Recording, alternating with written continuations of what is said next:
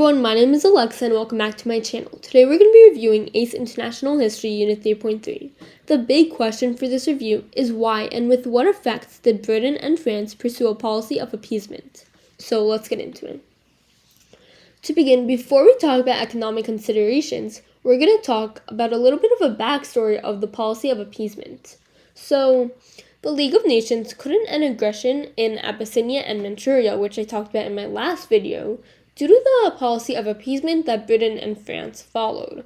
This ultimately led to the League's failure. Additionally, appeasement was said to have been a cause of World War II, and it was criticized by the book Guilty Men, which was published in 1940, but it was justified in the 1930s. Now, let's talk about economic considerations for foreign policy. British and French public opinion did not want to be involved in war. Public opinion was influenced by the fear of civilian casualties from aerial bombings. Then, preparation for war was also costly due to the effects of the Great Depression, so Britain and France decided to prioritize keeping international trade and were reluctant to impose sanctions on Italy and Japan since it would lead to a bad look for the League and it would also lead to war. Now, let's talk about military considerations. In the 1930s, Britain and France focused on self-defense strategies. To avoid aggression in Germany, France built the Maginot Line, which was a series of fortifications. Britain's military was overstretched and interrupted by the 10-year rule, which I'll get to in my next video. Britain's spending on defense was limited due to the Great Depression. Britain and France prioritized their own land above foreign conflicts, so they couldn't support China and Abyssinia or go to war against Hitler. Then the Anti-Comintern Pact connected German conflict with war in Japan, and it was basically a pact which said that they feared Russia communism and they didn't want to be involved with that. Now, talking about Russia and the USSR and the impact it had on foreign policy, the Great Depression spread the fear of communism amongst European democracies, and Hitler, being an anti-communist, gained public support for safety. Britain and France were suspicious of the USSR because of communism, and the USSR didn't care to have relations with Britain and France and stayed distant and isolated. Then, in 1934, the Soviet Union was scared by the rise of dictatorship in Germany and Japan.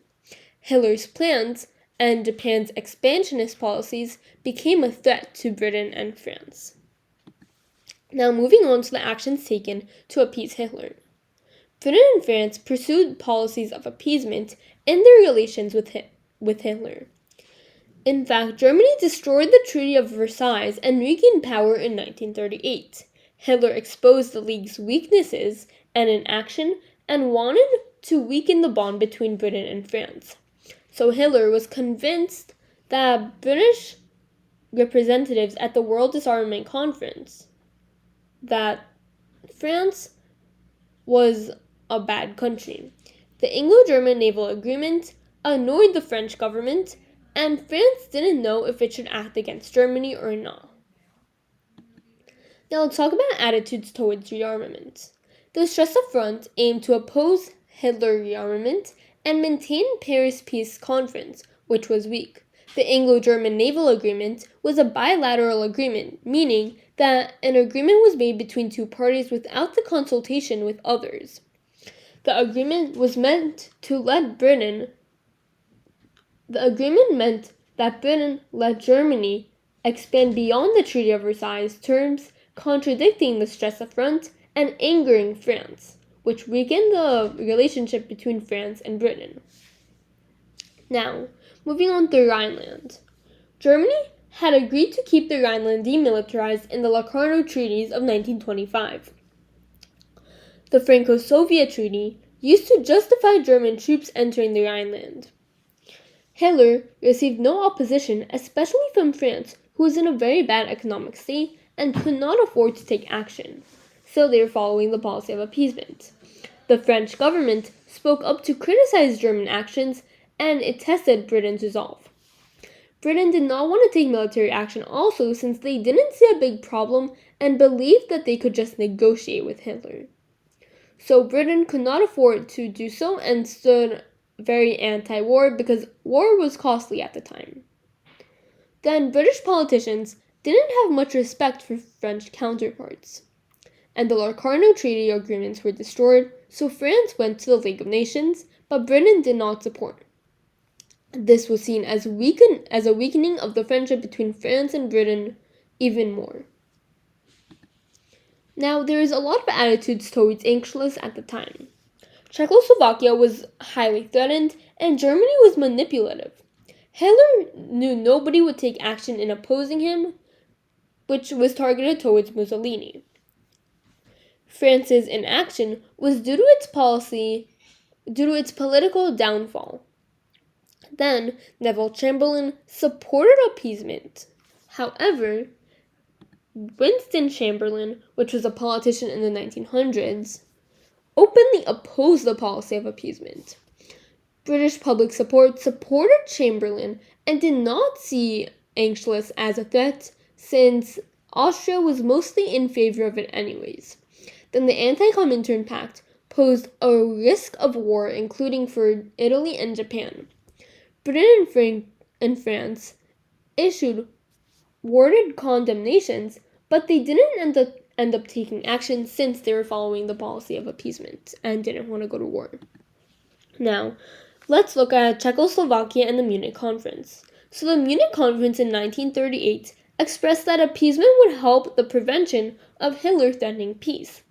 Hitler wanted to take control of Sudetenland. While it was justified, it posed a threat to Europe. Now, for the Munich Conference, initial negotiations for resolution did not work. Hitler expanded demands including all of Sudetenland, which he took over, instead of just a part of Czechoslovakia, which he claimed he would do that and stop once he claimed it. So losing this region leaves Czechoslovakia defenseless, foreshadowing the potential for a major European war. The Munich Conference also enabled Hitler's plan to work without telling Czechoslovakia. Germany annexed to Sudetenland, other countries to Hungary and Poland. Historians criticized the Munich Agreement as appeasement, and reluctant Daladier and prideful Chamberlain aimed to prevent war. British politicians claimed Hitler could not be trusted to honor commitments. Czechoslovakia was democratic and doing well economically, but then it was weakened by the Munich Conference, which exposed it to invasion of Germany. Stalin, which was in charge of the USSR, turned to Hitler after seeing that the Western powers were unreliable. And Germany, Japan, and Italian aggression acts were allowed by appeasement. Lastly, international peace was severely at risk in the late 1930s. So from this, we can see how many people believed that the policy of appeasement led to the cause of World War II. So that's all for 3.3 ACE International History Review. Stay tuned for 3.4, which will be posted shortly.